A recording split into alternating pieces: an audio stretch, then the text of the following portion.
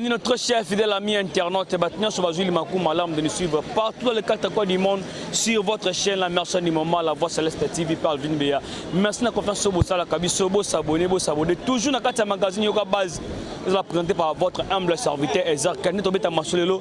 Namonamboka l'international et IDPS Trésor Mokila, le communicateur le plus intelligent. C'est avec lui que nous allons essayer d'analyser, de parler par rapport à l'actualité politique à Mboka Nabiso. Arrivé à mon Mboka Matata Mponyo, pour le lobby aïe, pour na samba aïe, pour na éclaircir par rapport au dossier Boukangalonge, oh bazo lobby qui yende a détourné ba monga Boukangalonge, affaire Boukangalonge ne boyebi na kata Mboka Nabiso. Moi na Mboka Matata Mponyo yaki hier dimanche bayamba ki na kata tanga international ndina aéroport bayamba ki ba tellement aïe belé son aïe dossier ne koza tellement ndenge nini par rapport au dossier Boukangalonge. Tu t'appelles par rapport à arriver à soldat américain na kata est au Mukonzambo, état de siège pour trouver solution par rapport au massacre dans la Est. Beaucoup de découvrir dans cette émission AOAP, merci de votre la confiance. Dans Robert a pu inviter dans le moi à l'international IDPS, Trésor Mokila, c'est avec lui qui est tombé à Masolo par rapport à l'actualité politique. Ça va tourner tellement belé, va tourner belé dans la Katambo Cannabis, tourner vraiment en Mboka. Pour éviter ce IDPS a banni déjà propagande, pour éviter parce que 2023 élection au Banda, à cause de cette information par rapport à l'information sur les gars. C'est vraiment moi Mboka, Trésor Mokila, moté na yo papa. Ouais, mbote na balandinyo soya la voix céleste pe Alvin Béa. Vraiment merci na confiance au Bossa Larabiso, à jamais sans vous. Vraiment na essayons de retrouver bino lisusu parce que j'ai un mois na tika bino, j'ai fait 4 semaines na niveau ya Congo central avec la redynamisation. Il y a IDPS de Tolobeka que l'avenir c'est maintenant. Bientôt c'est 2023, il faut abriter les armes pour que tout la vente espace. Il y a tellement de questions. IDPS au pouvoir, IDPS vous avez de l'argent, vous avez le monopole. Mais dans 2023, IDPS a une campagne de élection parce qu'il va voyager au stade, tout le monde va plein à craquer, tout le monde va mobiliser ma casse par rapport. Qu'est-ce qui se passe par rapport à Non, d'abord, qui est aux parties le mieux implanté du Congo, c'est la redynamisation. Bien que nous avons CAP 2023, c'est maintenant que l'avenir ça se prépare. Nous avons un cadre parti Nabiso Koluka Kovandi Sangopo Tolobie que 2023 c'est bel et bien des élections de Nalobaki et 2022 aussi c'est l'arrestissement d'un peuple Plazo Senga Neka Tozo Bagi mais biso IDPS le quoi tu bien que tu respecter la constitution on est en train de préparer nos bases pour que base à la vraiment présent dans rendez-vous à 2023 en fait envie de donner une majorité écrasante et pas un chef de l'État majorité absolue. On la met pour remporter l'élection parce que les lotos comprennent que si l'institution c'est parce qu'on avait un problème, il y a insuffisance, il y a représentativité, il y a majorité, il y a siège au niveau de l'Assemblée nationale plutôt que des assemblées provinciales. Comme nous sommes une partie le mieux implantée du Congo, voilà pourquoi on dit la hiérarchie du parti OESA pilotée par l'honorable Jean-Marc Kabounda Kaboud, dont je salue le premier vice-président de l'Assemblée nationale. OESA géré par le AK-70 Augustin Kabouya, le secrétaire acharné, l'homme légal à lui-même. Vraiment coup de chapeau dans le salami na niveau ya Bas Congo. Vraiment, tozo baye que Bas Congo, ils ont une bastion, il y a IDPS neto baye que Bas Congo zaki bastion en position. Mais cette fois-ci Bas Congo est rechanté au rythme ya Fachi Béton étant l'intérêt du peuple et la loi suprême. Voilà mon amour dans ce qu'on a sujet émission Nabiso par rapport à moi Namboka Matata Mponyo oyebi que comme on a cité par rapport à détournement faire Boukangalonge par rapport à fibre optique par rapport à tant de dossiers passerelle mais aujourd'hui à Yéna Kata Kinshasa pour répondre à la justice par rapport à Nyon Soutang ma charge tant comme on a par rapport à dossier Nyon Soutang comme on a Matata Mponyo aye ko devant justice yo mon non d'abord j'ai dit merci na sénateur Matata Mponyo na courage et à jouer et à répondre dans la action bango ba kometaki ni le au-dessus de la loi et ce que je dois demander au sénateur Matata Mponyo de ne plus défier la justice de laisser bel et bien la justice faire son travail. Nous sommes bel et bien à l'état de droit quand nous voyons ces genres il y a ba procès à modèle Wana ça définit que au Congo réellement nous sommes à l'état de droit donc plus rien ne sera comme avant. Moi je n'ai plus de commentaires à faire, je sais que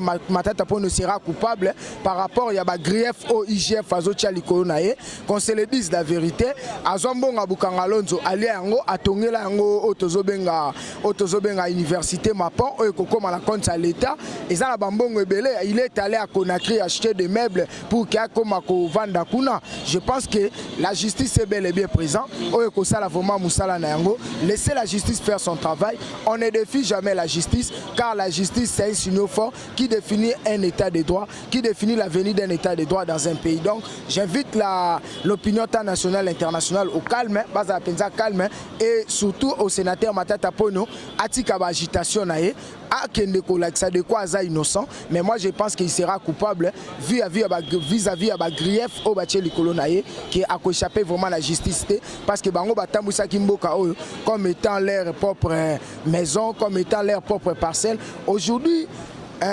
Joseph Kabila n'est plus aux affaires, c'est à eux de démontrer de quoi ils sont innocents. Mais moi je pense que Joseph Kabila s'est sauvé lui-même à Tiki Bango, na ba erreur oyo, Bango faut pas payer pour casser. Qu'est-ce que tu peux répondre à Batouasso Bageno? Maintenant pour nous c'est quoi? Il s'attaque de l'orgueil, net mon amour capital Caméré. Babi, azo défier justice.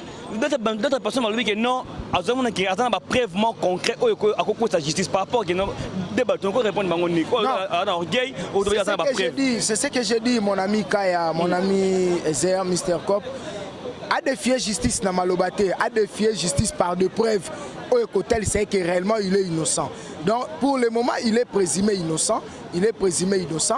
Blaise Korzala la justice, c'est par là qu'il sera coupable. Parce que IGF, c'est une grande institution de la place. Où ils ont enquêté, de quoi ça a été le détournement. Moi, je pense que pour les procès Moko Malamu, bati kango déroulé total et batiango d'une manière publique. Tu verras comment Matata Pono va rejoindre Ndeko Vidal Kamere et Judas Iscariote qui lui voit président Félix pour le programme de 100 jours. Donc lui aussi sera un deuxième candidat de haut niveau au Akovanda Souna Makala parce que j'ai toujours dit à on a émission tout ça là récemment que prison Makala est actuellement nettoyé pour na bakulu na cravate mais pour na petit na biso oyo ya bakulu na machette bango déjà si moral les alaki bakangi batindo na kanyamaka c'est au sala bilanga pepe alia dans les prochains jours qui viennent.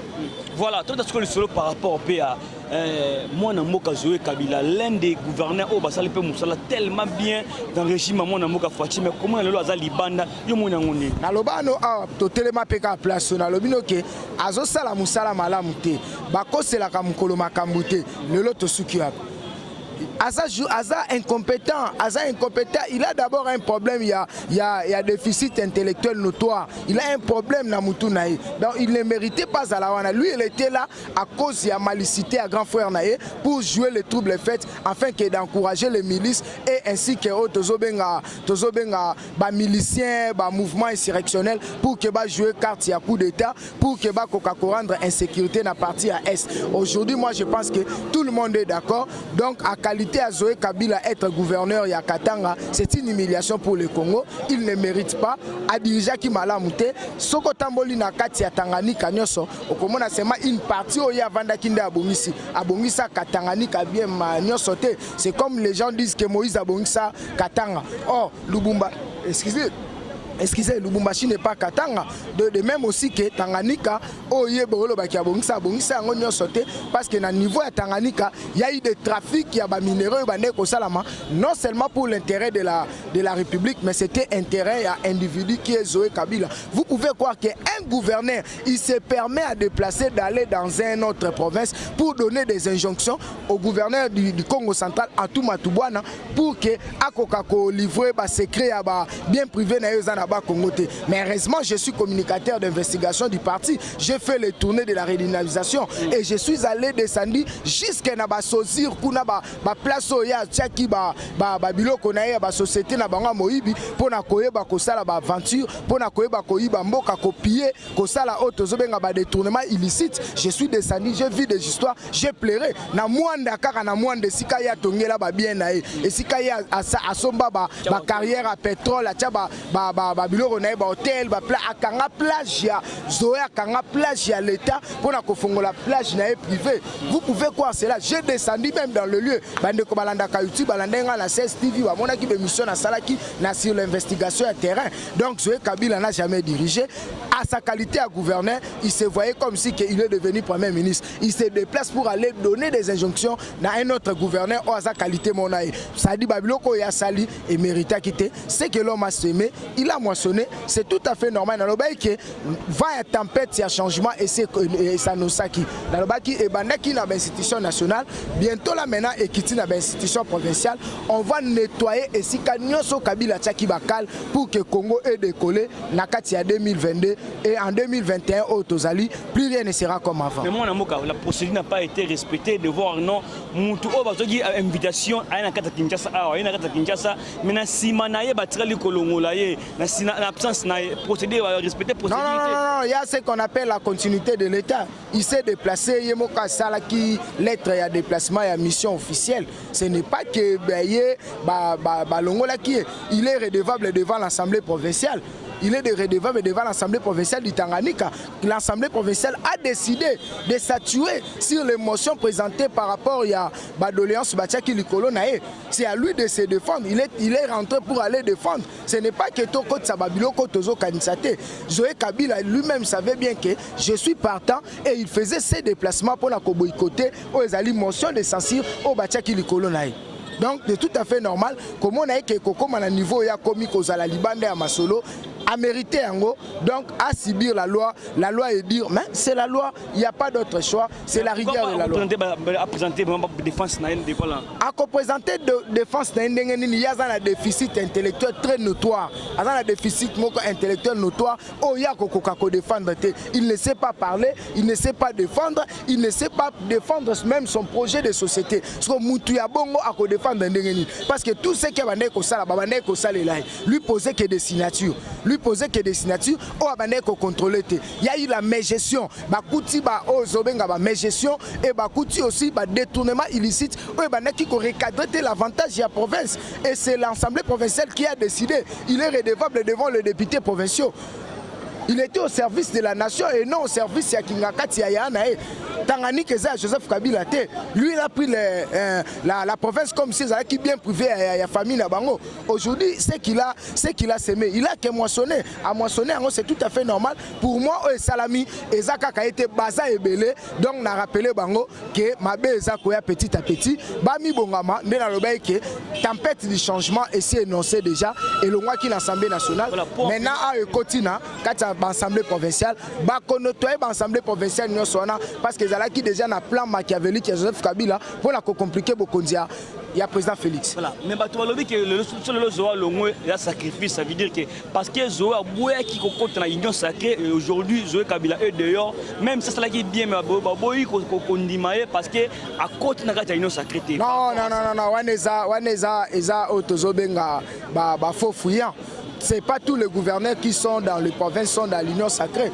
D'abord, l'union sacrée, ce n'est pas une plateforme politique. Ce n'est qu'une courant de pensée pour aider le Congo d'aller à l'avant. C'est juste que Tovandi, Tosangisi, et si quand ils ont pour intérêt à peuple, ce n'est pas tout le monde. Le chef de l'État, Yemoka Lobike, Boki m'a parti politique n'a binoté, Boki m'a parti politique n'a noté, mais si c'est pour l'intérêt de la nation, venez avec vos belles pensées, Tosangisango pour aider le Congo d'aller avant, parce que le projet à chef de l'État Zali fait des Congo un Congo fort, uni et prospère. C'est ça la logique des choses. Donc ce n'est pas le problème que pour avoir qui union sacrée. Union sacrée, c'est la plateforme politique, et ali parti politique, c'est un regroupement, et ali courant de pensée pour l'avancement du Congo, initié par le chef de l'État.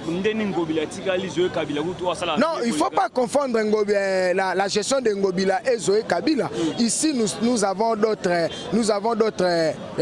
juridictions. De l'autre côté aussi, c'est une autre juridiction. Le problème en est que il y a Zoé Kabila, ce sont eux-mêmes l'Assemblée provinciale à Tanganyika n'est statué. Vous avez vu le nombre de participants au nombre de votants. C'est tout à fait normal. Bango sur 46, il y a eu 13 au Bavotaki, il y a eu 13 au Bavotaki pour Naé, 12 va s'abstenir et le nombre de voté non pour la déchéance. Donc, c'est tout à fait normal. Soé Kabila ne méritait pas de diriger la province de Tanganyika. Soé Kabila, c'était un incompétent. Donc, c'est tout à fait logique. Et je lance encore un autre défi. Naba Obatikali tel que chaque Diboula ya Katanga, Katanga. Et je dis encore une autre, Yaba Olomami, tout consort. Il faut pas subir la loi du changement parce que nous avons besoin de construire ce beau pays. Et le président a besoin que le Congo soit un Congo fort, uni et prospère. Voilà, awa mwana mboka Moïse Katumbi ayambaki une délégation ya Kabila on va bêtir solo par rapport toujours à la succession katangaise par rapport à ça. Non, moi j'ai toujours dit Moïse c'est un kabiliste. Hein. Moïse c'est un kabiliste, il est en train de jouer le jeu du Kabili. Donc Naïb Sarabatu, Moïse c'est un hypocrite. Ngata Baïbi Singa Moïse a télémi awa à quoi convaincre Ngate. Parce que celui qui a trahi, trahira. Au moins Moïse Nengazawana, c'est un kabiliste. Babylone connaît sa manière comme ça là. Et ça n'a mouton à maîtriser Moïse que le président Jean-Marc Kaboundité. Jean-Marc Kabounda Ebisi Moïse awana Kinshasa na Oya alobi nae.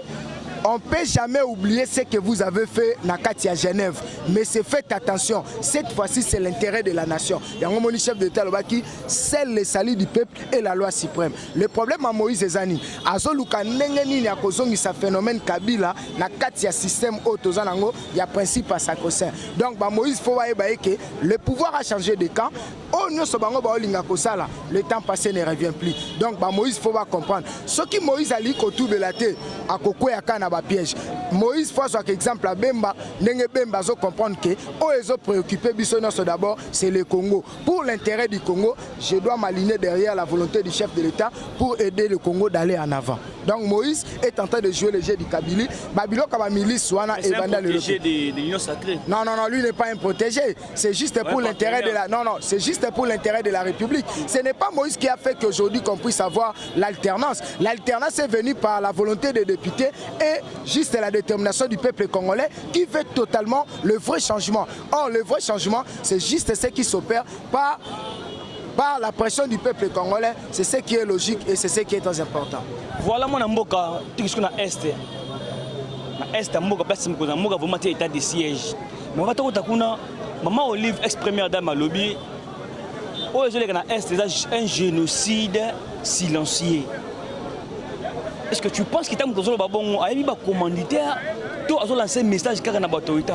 Non, c'est tout à fait normal tant Azolo Babongo parce que Bangonde Baza Bauter commanditaire, il y a des bêtises, il y a tout ce qui se passe à l'Est. Je vous dis clairement, aujourd'hui ils sont surpris de voir que le mesure qui a pris le chef de l'État d'instaurer un système très compact et très efficace pour nuire tout le monde qui veut tuer à chaque fois le peuple congolais. Vous savez qu'il ne prétendait pas à ça. Voilà pourquoi moi je disais ici que gouverner c'est prévoir. On a beaucoup supplié et beaucoup crié dans des missions que le problème de l'Est est un problème mi-balé. Problème politique et problème commercial. Madame Olive Lembe vient de la confirmer, c'est un génocide, suicide aux Salamanacé. Aujourd'hui, nous avons compris qu'aujourd'hui même, l'élo, première attaque qui a été faite dans le Nord Kivu, Bazoui, ADF, Naba arme AK-47, Yassika, et le même temps, ADF Bandi Kokima, contrôle. Je salue la volonté à peuple nord kivusien, au Bayambi, gouverneur, au Baye, porter bango main forte, acclamer bango, et tout le monde, même le gouverneur Charline Zandikasevita, il a recommandé au nord kivusien, Bayamba bango calmement. C'est ça, gouverner c'est prévoir. Vous savez cet état de siège, les gens ne pensaient pas à ça. Aujourd'hui, je vois M. Lokola Lisanga Bonganga est devenu constitutionnaliste, est devenu juriste. C'est pitoyable, c'est vraiment malheureux.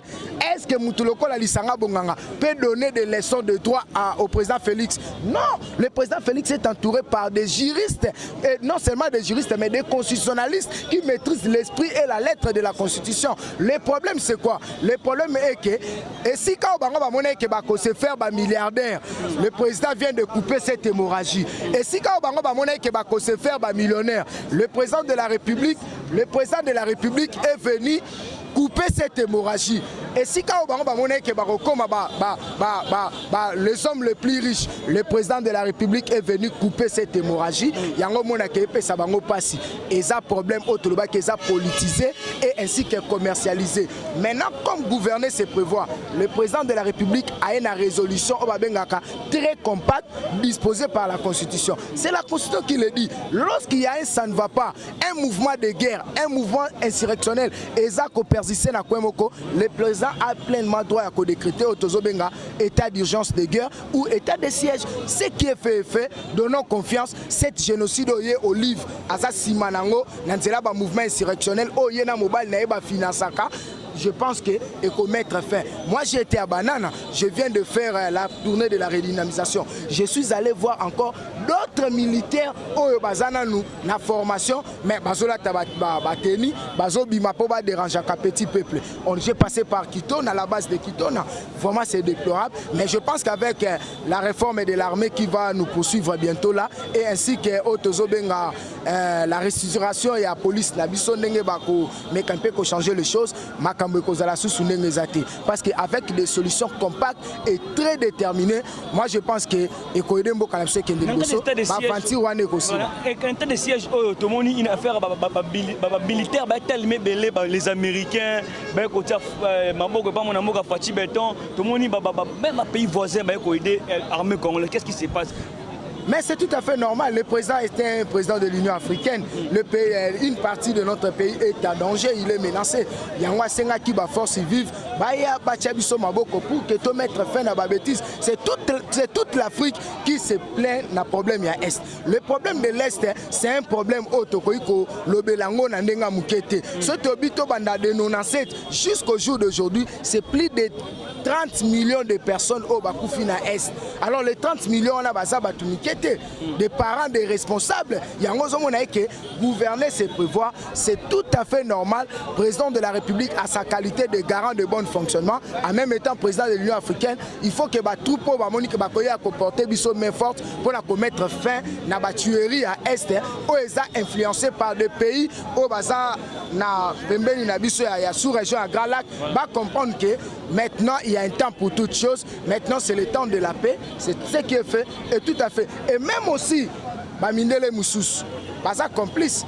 Alors pour le mettre fin, il faut mettre des moyens très dynamiques et très compacts pour ramener une solution. Voilà, aujourd'hui, je peux dire qu'il y a un point de fer entre Fachi Beton et les Chinois. De voir le contrat au signé à Kabila. Est-ce que Fachi Bengana Bango en Chine? Ils vont encore renouveler le contrat pour travailler toujours à Tamou. Non, qu'est-ce que ça a été? Qu'est-ce que ça a dit? Va respecter contrat, n'engue contrat et sengaka. Bango va signer contrat, mais ce qu'ils font, ce n'est pas ce qui a été écrit dans le contrat. Le grand problème, c'est ça. Le grand problème est que quand on est en train de faire les histoires, nous devons être sincères vis-à-vis de contrat et d'engagement au Tozozo. Vous savez, le président de la République a opté une option, il y a Otobengaka, contrat au Tozobenga privilégié, contrat gagnant-gagnant. Mais Kabila travaille avec les Chinois. Nous avons compris que les Chinois s'enrichissent, mais le peuple congolais s'appauvrit. Voilà un peu la différence. Mais ce qui n'est pas le cas avec le président Félix. Le président Félix veut que ceux qui ont opé ça, le peuple n'a pas fait ça, a bénéficié. Gagnant-gagnant, c'est tout à fait normal. Voilà. On va comprendre par rapport à notre solide dans si les gens peuvent retenir quelque chose, et un mot cannabiso par rapport à Batono Sali, par rapport à la situation du pays, par rapport à l'Est, le temps de siéger là, vous pensez vraiment que dans le régime en 2023, qu'il y a une saison vraiment vous savez, dans ce pays, rien n'est impossible. On peut changer ce pays même dans 3 mois. C'est question seulement de bonne volonté et d'un engagement. Le pays a été géré par un groupe des individus qui a fait des Congo comme si leur propre maison. Voilà pourquoi notre maître Etienne Tshisekedi de Mulumba de Rez Mémoire, il disait qu'il faut boycotter la cogestion du Congo. Or, la cogestion du Congo, c'est juste les jungles. Donc, le plus fort domine le faible. Maintenant, avec le président de la République, avec sa vision d'un Congo fort, uni et prospère, il veut unir tout le monde pour aider le Congo d'aller en avant. Le problème, c'est que soki kaka tondimi ke Congo ebongwana Congo ekokende liboso kobeba ya Congo eza likambu ya ba institution te ya ba biloko to nango te eza question ya batu komona muto aza ministre aloba nini yo ndoko changer makambo yo kasi yo kobongisango 57 ans yoko un ministre qui dit ça et je suis allé na ba Congo un soldat zo bani yo kantine ba IDP ça yebo makamne ko changer mbamoko bango ba ko Kabila kuta ça 18 ans ça dit ba inculpe pas mabe moko bo mentalité moko be na kati ba mais lorsqu'il y a eu le changement de mentalité la prise de conscience il y a peuple au monde que changement koya le plus rapide tala tang ba député ba eu conscience que Ilukamba fois kende Mabunda fois kende et umelaki et humilité parce que ba comprendre que c'est pour l'intérêt du peuple il y a on a le que si dans un pays un peuple n'arrive pas à défendre ses droits et ses intérêts, peuple on a Arosaka toujours souffrant et peuple on a Rosala esclave. Raison pour laquelle je dis que pour changer le Congo, c'est question de prise de conscience et de changement de mentalité et d'aimer d'abord le Congo. Parce que Congo et peuple congolais. Aujourd'hui, le président de la République se retrouve seul. Il se retrouve seul pour changer le Congo. Mais si le nombre qu'ils sont, à niveau du Parlement, voter un avantage à peuple, dans 6 mois, on peut changer ce pays. C'est fort et possible. Parce que je peux prendre des exemples là-bas, pays évolué tel que la Chine. Bazotonga ba immeuble, n'est-ce pas s'il y a 3 mois, 6 mois, 4 mois, basali ba pont banzela. Awaka na Congo, un Indien, M. Bedachou, tout bazali, M. Amar. Azotonga étage à 7 niveaux, n'est-ce pas à 6 mois, à Tienio son akati ba climatisation, espace à 7 niveaux na 6 mois. Olonindunda auto salini. Ce qui bango bazo salango. Pourquoi pas les politiciens nabiso? Problème à Congo, c'est problème à politiciens. Nous avons fait des investigations. Il y a la province place de Tamboli. Nous avons compris. Et je dis un grand merci à la hiérarchie du parti pour la confiance qu'il m'a offert d'aller faire des investigations. Voilà. Affaire mon amour Caleb Mouton. À chaque fois qu'il y a la justice, ayakate. Qu'est-ce qui se passe? Non, aujourd'hui maintenant la justice est conscient et témoin. Ils ont compris qu'il doit appliquer une autre méthode parce que le loba benga ki bango ba kutana na Claude Mouyambo comme plaignant naé bango ba yete justice à prendre acte comme ça va quoi appliquer l'homme. Je te dis qu'on ne défie jamais la justice. C'est comme Matata Pone est en train de dire de n'importe quoi. S'il est innocent, qui se présente à la justice. Même Kalev aussi, s'il est innocent, qui se présente. J'ai dit que les hommes passent, les institutions restent. Aujourd'hui, bandima qui teke to comme en phase tozali. Moni phase toza, ce n'est que le début de douleur. Il y a miné sous ces eaux. Il y a miné sous ces eaux avec le gouvernement de Wario et la détermination du peuple. Il suffit seulement vigilance et Parlement et permettre que changement en Bokanabiso et rapidement. Je pense que Nyonso Kabila Salaki, il commence à regretter, mais qui a Bibouara, les chiens en bois, la caravane passe, ne bazawana, baobi kate, matata pone lobaye baokangae, yewana aena na malemba ko taboloko, Kalev aura tete, ne kana lo basele à la goule, aobi kate na lobano ke baokanga Willy Bakonga. Na lobano ke baokanga ve Willy Bakonga. Na kana makambo yo na zui na source na ye nango pour l'intérêt à peuple ndé na opesango. Rosia kenda na zwa casquette ya Russie. Na kena bataille di pena bona mona mutaya ya mbingai. Natali abinanga nzamba batela yo. Total akona bat YouTube. Habité, c'est pour l'intérêt du Congo. Nyonso to sala et ça pour l'intérêt Congo. Mais là il faut pas oublier que moi mon Caleb Mouton a un secret d'état. Papa, secret d'état Eza Félix T, Eza Joseph Kabila, il a été chef et directeur en renseignement à l'époque il y a Joseph Kabila. Tant biso toye akoki ko sala ta longwe. Ba secret obimisa yanan. Il y a Kabila, tous à la sincère. Quand il a dit que j'ai des secrets d'État, bah secret d'État n'est à une époque ni. Le président Félix a pris les fonctions de la République officiellement en 2019, le 24. Maintenant, hier, il y a un secret d'État. Il a été pendant 6 ou 8 ans. Na service à renseignement, il y a Joseph Kabila. C'est quand on a secret biso to luka pa Kabila, faut pas sabiso yango. Donc il y a bangi sabiso te, ngapna na osenga yo yaka na ba secret d'état na yo, na justice, tché la biso c'est Kabila qui sera arrêté. Voilà, tout le monde sur l'émission na biso un dernier mot vite fait le numéro de téléphone de contact. D'abord on a remercié Bino, Makasi pour kozongara na zongi vendredi. Nazongi vendredi, Bopesinga confiance, le lot a presté. Vraiment un grand merci. Je dis un grand merci à Augustin Kabouya pour la confiance. Il y a pour ça la tournée à redynamisation. Un grand merci à président Jean-Marc Kaboun pour avoir initié cette décision à redynamisation appliquée par le secrétaire général. Un grand merci à la nationale président Willy Kalala, les amis de Kaboun. Je vous aime bien. Dans ce séjour, tout ça, Congo, c'était pas facile. Mais Dieu a fait que tout le monde est sauf. Un grand merci à maman Tina Kaboun, au Taraba Congo, mère Oyambinga Pena, maman Christine Kaboun Tina. Namoni combien de mouté maman la mon mère, Zambaba Telayo. Madame HM de Nabara au Alekio Azate, madame Elena depuis Paris, à Pesso Bambo Tebele. Vraiment Zamba Zanabisonio, son grand prêtre Maneno, Abi, mon cher Bobé Tanon Ezer Kaya, Nayo Kanon Marambango, grand prêtre Ezer Yeyo. Vraiment, merci na collectif Nyonso et merci na Pardon Bill Mayombo, na confiance au Pebo Salengai qui est la modérateur principal. Il y a Bissika Nyonso Toleki et Zalaki sous bénédiction Nabino. Je vous aime bien et je remercie aussi la base pour la confiance à chaque fois que nous sommes devant Bino. Vraiment à jamais sans vous. Toyet Moussa les Zongi, Torokota Kota l'investigation Moussou pour que tu puisses avoir des détails afin que nous tobeka que tous allés sur Nicolas Lissou IDPS aux affaires. Nous n'avons plus droit à l'erreur. Motebele maman Magui Diasona ma fille.